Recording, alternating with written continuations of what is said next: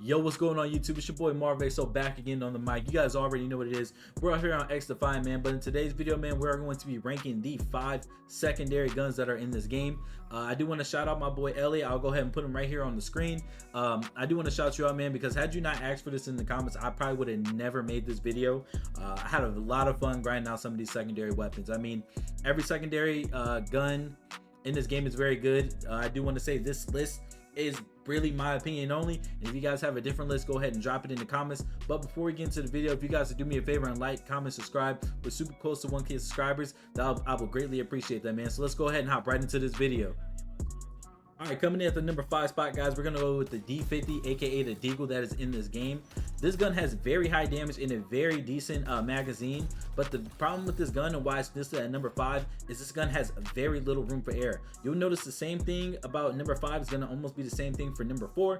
Only thing is, the number 4 pistol to me is a little bit more consistent, but I do think the D50 is a good pistol, especially if you shot him with your AR or SMG first and you're just going to finish him off, man. So this is why this gun is listed at number 5. All right, the gun that's becoming in number 4 spot is the 6.86 Magnum. And this one kind of really hurts my feelings because this was actually my favorite pistol to use while I was grinding and leveling up these weapons.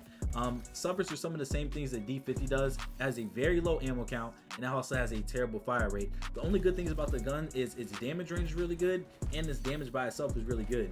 I felt a lot more consistent with this gun when it came to two-shotting and also just killing people from range. It felt way more consistent than the D50 for me. So this is why this gun is at number 4. But like I said before, I think every single pistol into this game is usable. And for my third pick, I'm actually gonna have to go with the M9. While this gun doesn't have the stopping power of the D50 or the Magnum, this gun actually brings a lot of other benefits that you guys might not even think about. First of all, it has a 15 round clip by default, meaning you have room for error.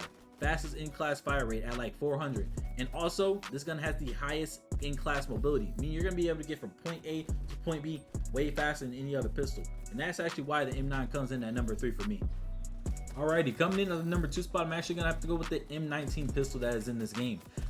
Basically, this gun is basically everything the M9 wanted to be. It's very good mobility, it has very good damage. This gun sits at 30 damage, and then starting off, it has 7 bullets in the mag, which is, I guess, the downside to it. But once you get the extended mag for this thing, this gun is an absolute beast. I had so much fun rocking this gun, and if I had to choose a pistol to go on a kill streak with, this would be one that I would go to. So that's why the M19 comes in at number 2 for me. Alrighty, guys, and for the number 1 spot, we're actually gonna go with the 93 ARG that is in this game. Now, it does have the lowest in-class damage, but it makes up for that in the fact that it is a 3-round burst. This gun is an absolute beast and a lot of fun to use. Once you unlock the extended mags for this gun, is basically a pocket SMG. This gun hits hard, you move fast with it, and I absolutely love it. My prediction is it's gonna be the gun that the pros and stuff use. But if you guys did enjoy this video, make sure you guys leave a like, comment, and subscribe. My settings video will be up next. My name is Marv XO, man, and I love you guys so much. Thank you for support. I'm out. Peace. You've been asking for my settings, you asked and you shall receive. So I do have my settings up here on screen. There's just a couple of quick disclaimers I do want to make. Yes, I am controller on PC. So I'm not going to be going over the graphic settings because everyone's rig is different. And also I do play on a basic PS5 controller. No battle beaver, no scuff, no back paddles, no type of modifications. It's just a basic white PS5 controller, as if you went to GameStop, Target, or Walmart, you bought a controller, you came home, plugged it up, and played with it. All right. Now for our gameplay and UI settings, there's only a couple settings we're going to be going over. The first one is going to be FOV. I know you see a lot of people play on FOV, but I do want to say that if you do struggle with aiming, do not play on 120 FOV. I'm playing on 120 FOV for years. Even before XDEFIANT came out, I was playing 120 FOV on Warzone. So if you do struggle with aiming, I do recommend you try somewhere between 105 to 115. Find out where you're comfortable with and rock with that. But for me, I'm on 120. All right, another setting I do think is important to turn off in this game. It is on by default, mainly during ADS. We've all been there before in this game. You try to melee somebody, you don't kill them. It takes forever to get your gun back up. Make sure you guys have this setting turned off. And then also we're gonna go over here to aim interrupts reload speed, or not reload speed, aim interrupts reload. Go ahead and turn that off. This is just sort of like, say if you're mid animation and you see somebody else, you can go ahead and just aim in. It'll cancel out the reload. You guys will be able to shoot.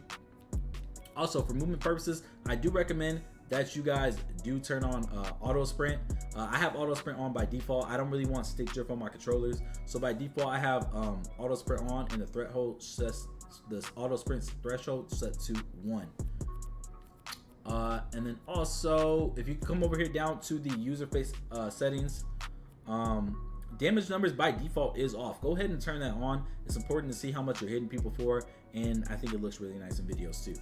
And you also, this should be on by default. This should be on by default. For distance units, that is completely up to you, and the rest of the stuff is default. All right, now over here on my controller settings, because I know this is probably what you guys are most interested in. Yes, I do play on my aim assist strength, and my aim assist follow is on -2. I do think the aim assist in this game is a little bit strong, so turning it down to -2 works for me. But you guys got to figure out what you're comfortable with. This is just what I'm comfortable with, and I do play on 37 linear and 1.05 zoom multiplier ADS. This is just like when you're ADSing in. I feel like it's a little bit too slow, so I bumped it a little bit to 1.05, and it works for me. And then this is another important setting that you guys gotta see. Now I actually see a lot of players, like a lot of those pro players and streamers and stuff, they actually have this turned down to 0. And basically what this setting does is when you're just looking around, like not ADSing, this is the speed you're gonna be looking around at. Okay, this is when you need to put like maximum input for your stick. This is like your look speed. So me, I have it at 1.25, but I know a lot of people have it to 0. You're gonna have to mess around with the setting and figure out what you like. And also, obviously, I don't know why it's on, but I have controller variation off. And then for the last thing that I think is important to change, go over here to language and accessibility settings. I am colorblind. If you guys aren't colorblind or you like the default settings, go ahead and keep that on. Or maybe you just want to change the colors. This is actually where you come to do it. I've been asked that a couple of times in my comments. And also, I do recommend that you turn flashbang effects to dark, especially if you're like me and half the time you're playing in a dark room. You don't want to burn your eyes out going with bright. But yeah, that's all my settings, man. If you guys did enjoy this video, make sure you guys like, comment, subscribe. We're close to 1K. My name is XDEFIANT. I love you guys so much. Peace.